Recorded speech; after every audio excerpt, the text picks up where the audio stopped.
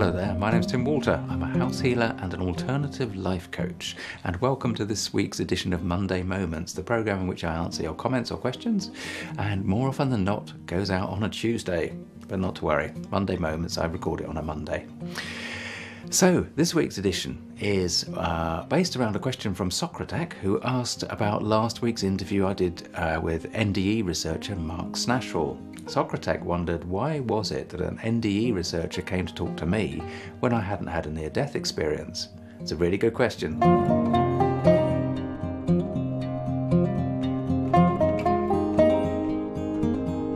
So if you like the content of this channel, don't forget to click on the subscribe and click on the grey bell icon, and then you'll get notified every time I do a video upload, which at this moment is about twice weekly. One at the beginning of the week and one more or less at the end of the week.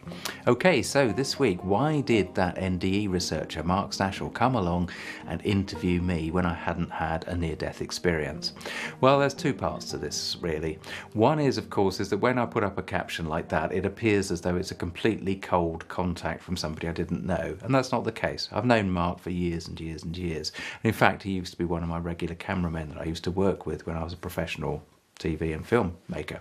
He's always been interested in the spiritual aspect of living, although we never really kind of put that label on it. I used to tell him about the experiences I was having with the deceased lady that lived in the same house as us years and years ago, and told him about some of the experiences that I had at Stone Circles and in my learning from Hamish Miller and all of that stuff. But what's happened recently is that Mark has got really, really fascinated and actually gripped by stories that you can find on YouTube about near-death experiences, so NDEs.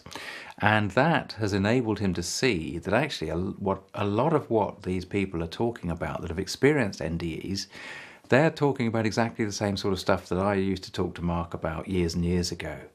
So although I haven't had an NDE myself, the impression that I get of life after death, the impression that I get from spiritual beings that I meet and talk to, the impressions that I get from earth-based guides and mentors like Hamish, all of these things come out, and research into consciousness as well, and the way that science is working with consciousness and the way that we appear to create our reality from moment to moment.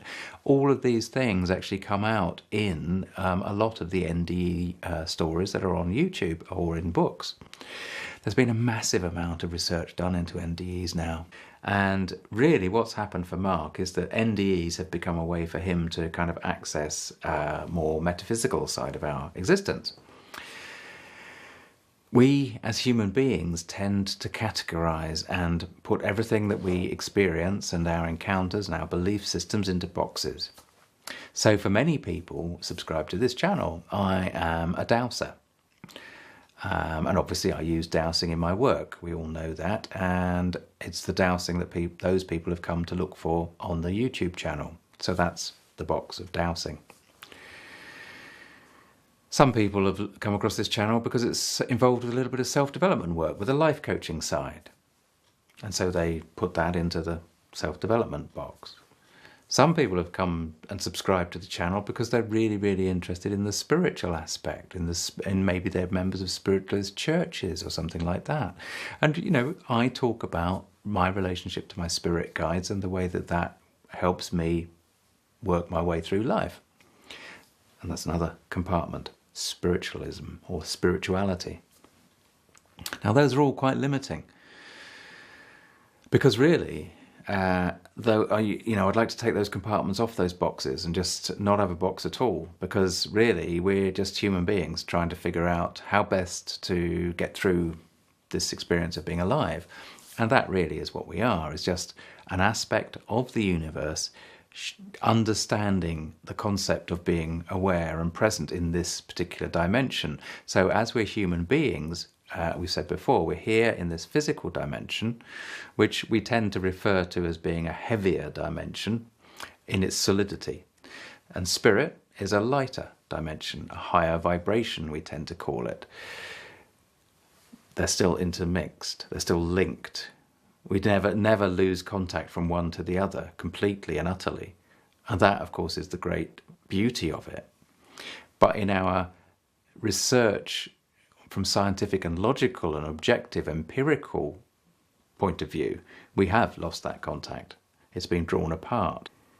NDEs are an example of the way that consciousness continues after death, and there is a really rather good one which I have put in a playlist recently that was a report on CNN of all places about NDEs and about how the medical profession simply can't ignore them anymore. What we know from a spiritual perspective and from stories of those that have passed away and have come back and talked to us while they're in spirit is that actually there is a time frame when you first pass over that is about adjusting to the new environment, adjusting to the new dimension.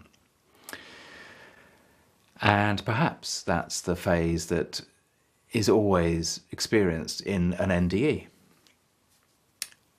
But what I've just said there are tales of information being told to us from those that have passed a long, long time ago. In our time frame, many, many years. And therefore that says a consciousness continues. How that consciousness continues, we don't know.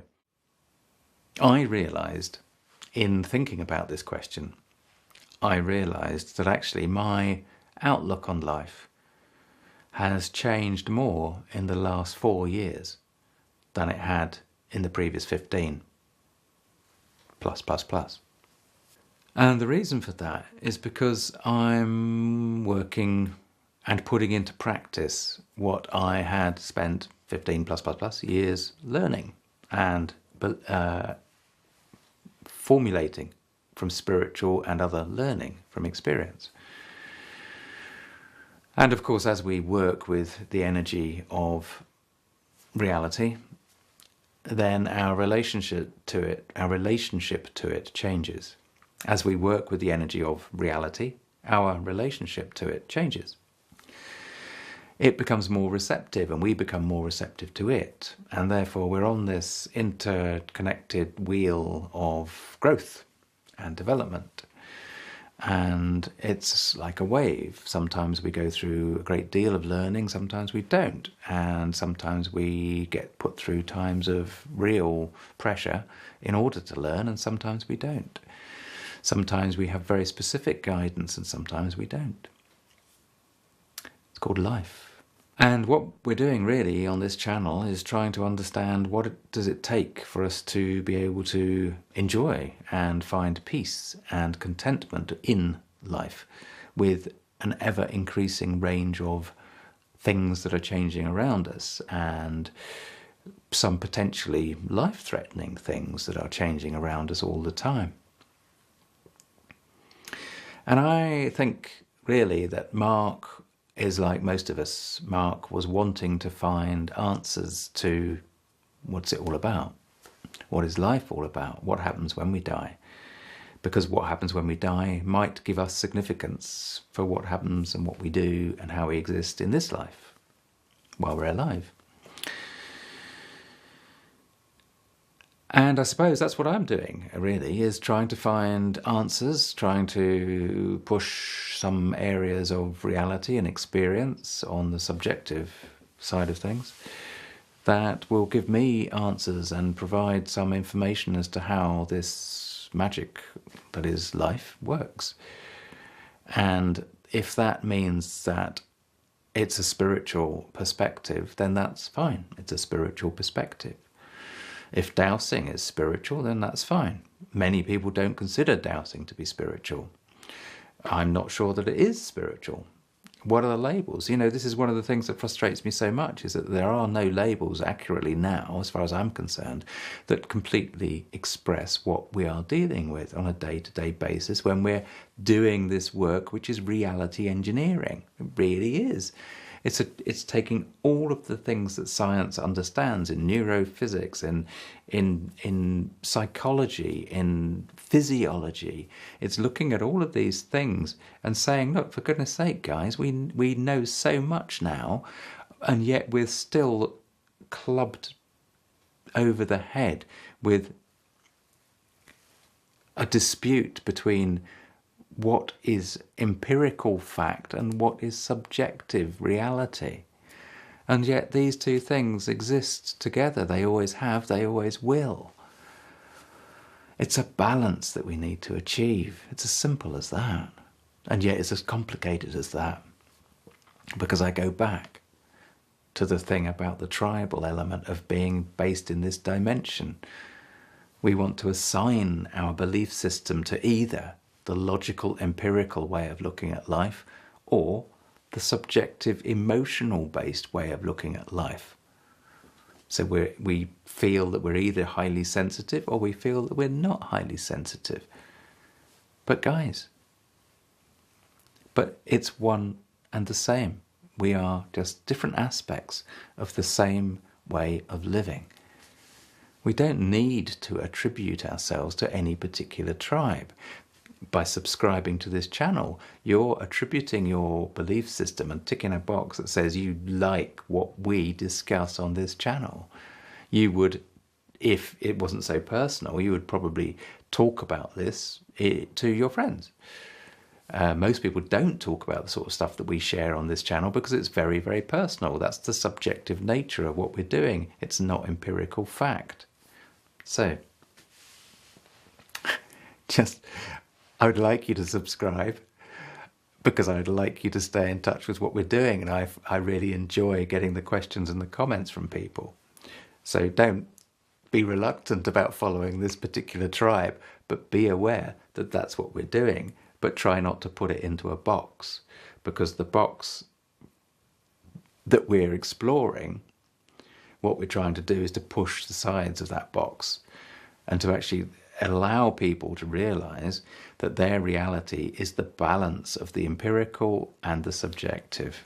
So the empirical fact is the objective scientific nature of reality, and the subjective nature of reality is what we individually feel and experience.